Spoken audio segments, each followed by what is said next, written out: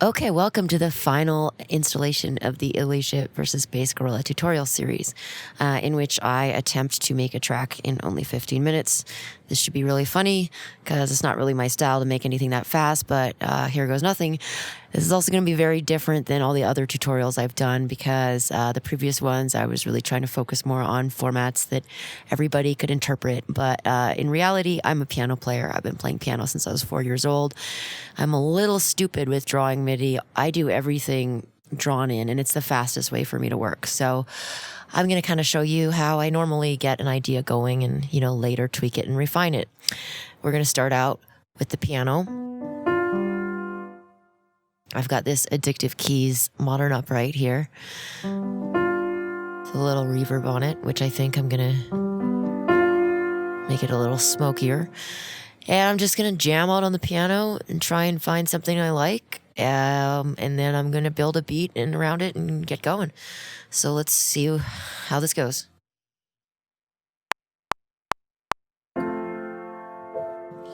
Oh, I need a click track. It's...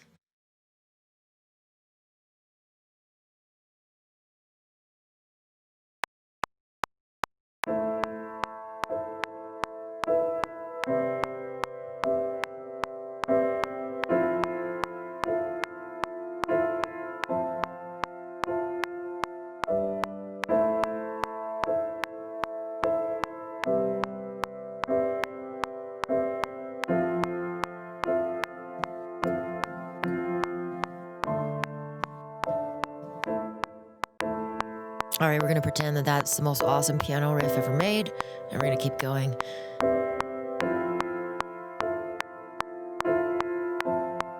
So I like to keep my piano unquantized because, for that more realistic sound, we're just going to go in and make sure nothing is too far off and manually move it over if so.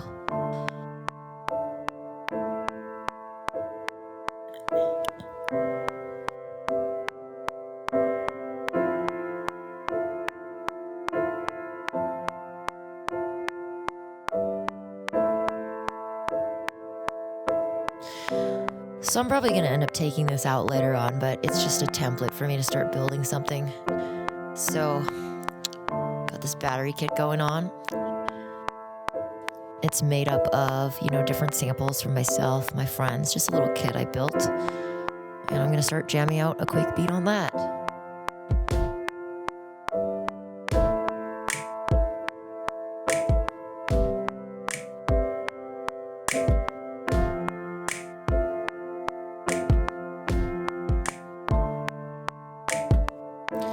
Now you notice I wasn't recording, but thanks to Logic's amazing capture record feature, I can go, oh crap. Oh, good. There it is. Safe and sound. Everything I just played. Now, in this case, I'm going to leave it quantized because it's just kicks and snares. And we're just going to kind of go in and make sure all my velocities are looking good. So, we don't want that.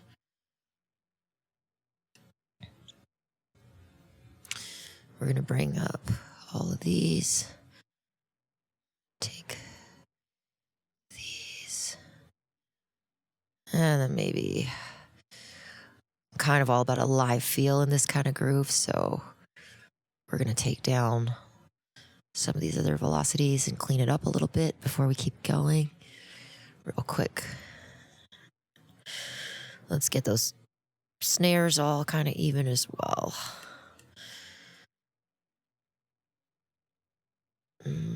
What else? I don't need that there. I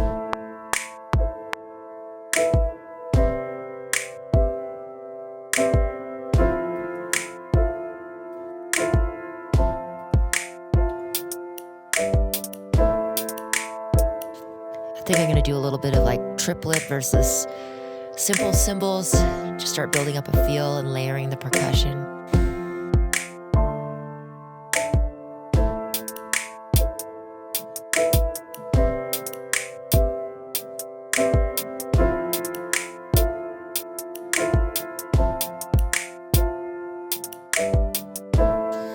good enough. We'll capture that, fix it up a little bit.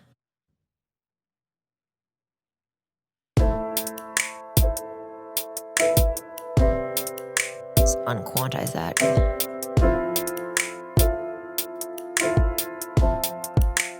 I think just actually the first bit should be good enough for now, for the purposes of this exercise. All right, let's take that smoking hot cymbal playing and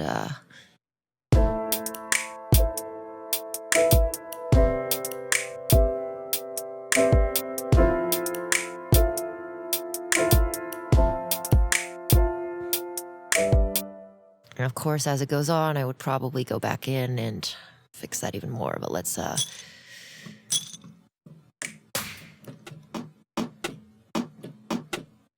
right, we got these percussion. Trying to fill in the gaps a little more.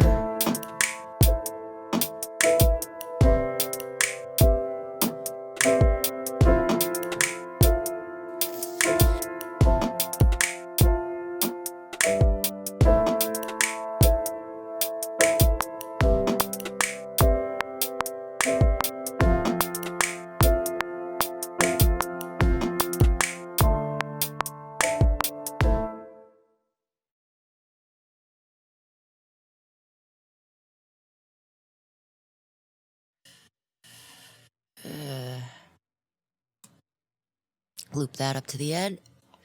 And then we'll kind of go for some foley, like we have, let's see, where did the cymbals go?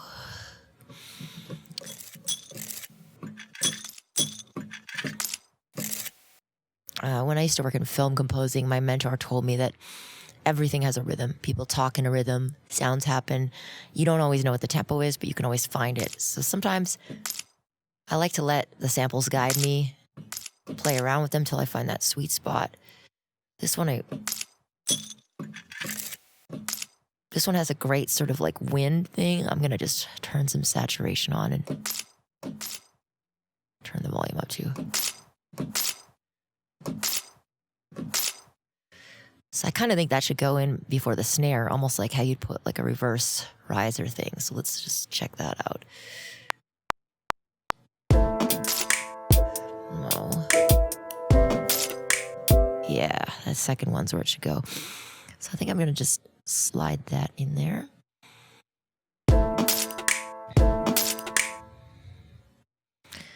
And just kind of experiment with getting that sweet spot so that it sounds. In fact, I actually don't want this quantized.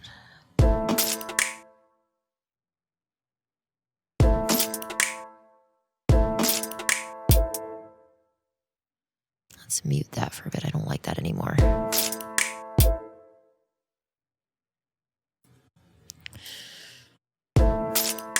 Yeah, that's where it's going to sit. So let's just put it on every other one. That'll make kind of a nice, subtle glide. I'm going to get rid of this because I don't like it. Let's play around with some other Foley sounds.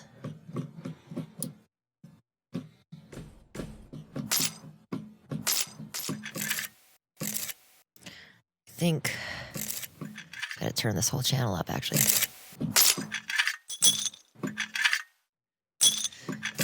So one of the nice things about jamming is it really just lets things kind of accidentally awesomely happen. So let's just see if we can put these in a nice spot.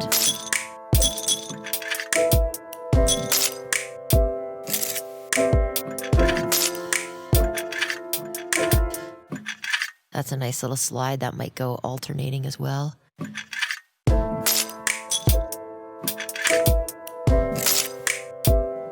Huh. We're just going to leave those sitting there, and we'll come back to this later once we have some more elements actually worth building percussion around. But for now, I think that's a good enough groove to start building stuff around. I've got like a pizzicato strings in there. I really love plucky sounds, so I'm going to try and make some nice plucky things around the chords, and then I may actually take those out right after.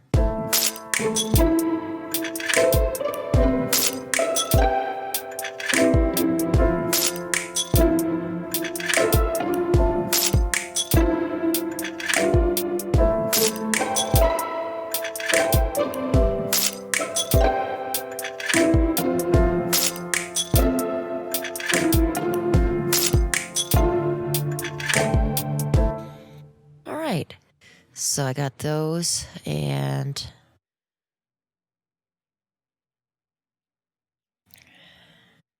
I think I'll maybe leave those quantized, take out the piano, see what it sounds like.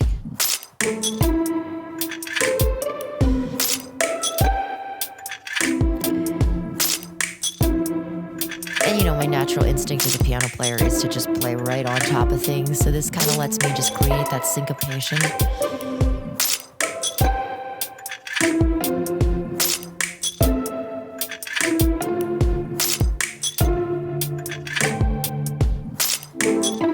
Also kind of made this little pad sound here in Serum.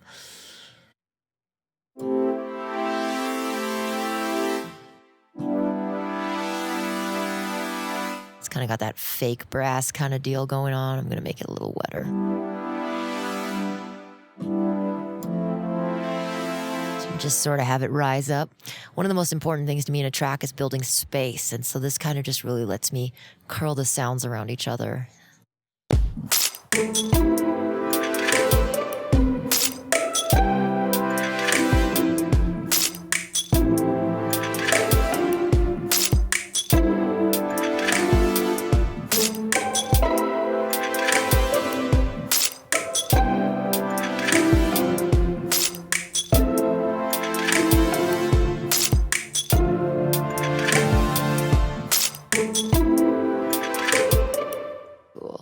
So I think the last chord is different, so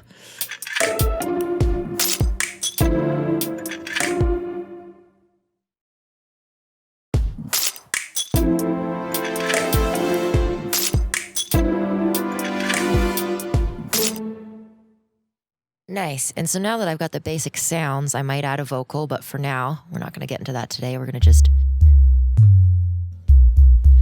got a sub loaded.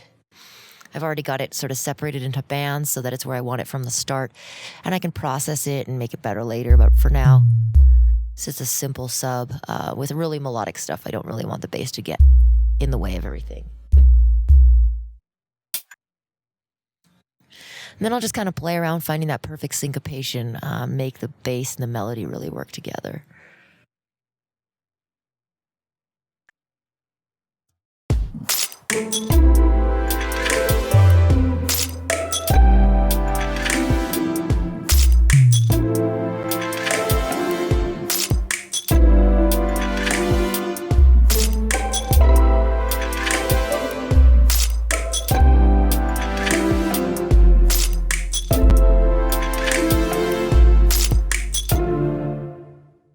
A little less choppy. I'm going to just play around with it until I get the right.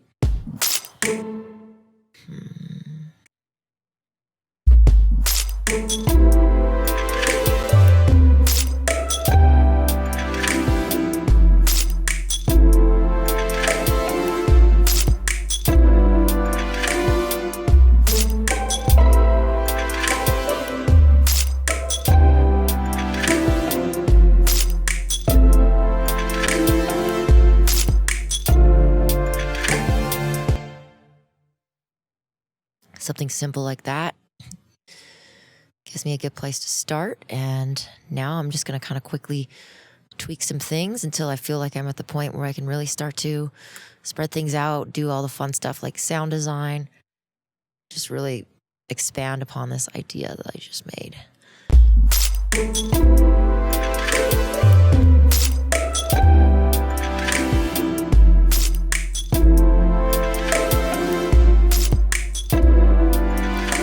Now would be the point where I would just start messing around a little bit more with reverbs, creating some space, and just starting to set things in the right place. And then that's pretty much enough for me to jam a vocal on and start writing.